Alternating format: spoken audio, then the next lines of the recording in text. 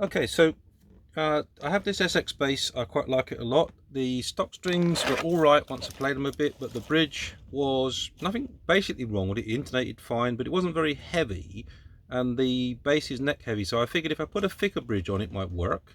I got a Fender high mass bridge, and when I measured the height of this plate relative to the existing one, this is more like 6mm, this is more like 3mm.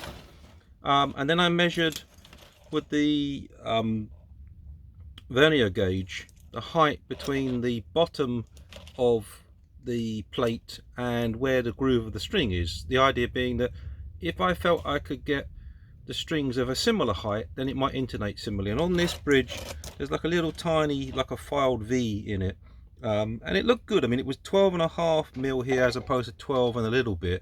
I didn't really think about the fact that mils and inches, although I'm old school English, were quite different. So really I think you need a neck shim, but as it stands, the strings, well, I don't know, that's the tensions of the strings, they're not quite the same as the original one, so I needed to adjust the truss rod a little bit, no problem. Tighten it a bit, so I guess they're less pulling the strings or whatever, less tension, and maybe that's what Billy wants in his strings, but who knows.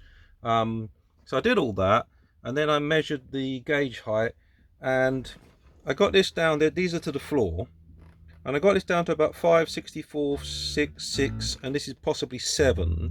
So I think the E is a little bit too high, but I'll give it a go for a bit.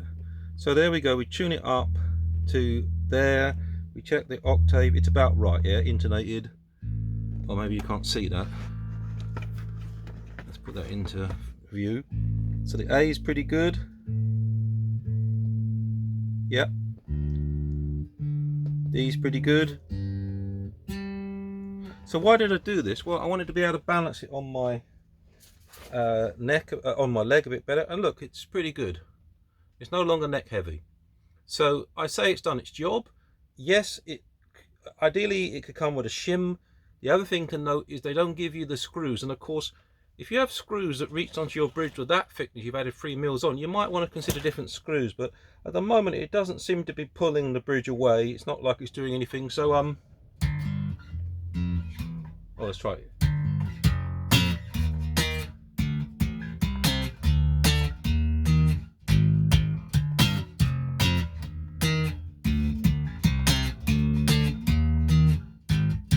So nice one, Billy, nice strings. Fender, thank you for the high mass bridge. It's definitely made this bass a lot better.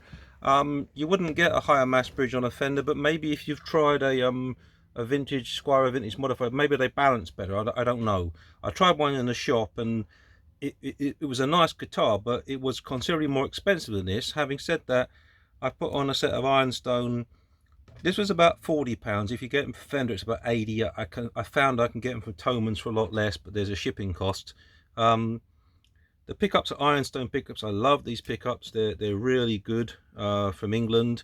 About £48 for the set, 50 odd pounds if you get a special presentation box like this one, and 67 if you also get the hum canceller, which I haven't used, but I've got it, so it can fit underneath here. And it acts as a dummy coil to reduce the non when the pickups are not at the same level, yeah. So that's pretty cool. The Billy Sheehan strings I think were about 20 odd pounds. I ordered another set for the other green bass. I'm gonna have some fun with this, and thank you for watching. And those are the pitfalls of installing this, but for me, I'm not worried so much about the sustain or the tone or stuff like that, because by the time you stick it through a pedal, I mean, let's stick it through this pedal now onto one of my patches here.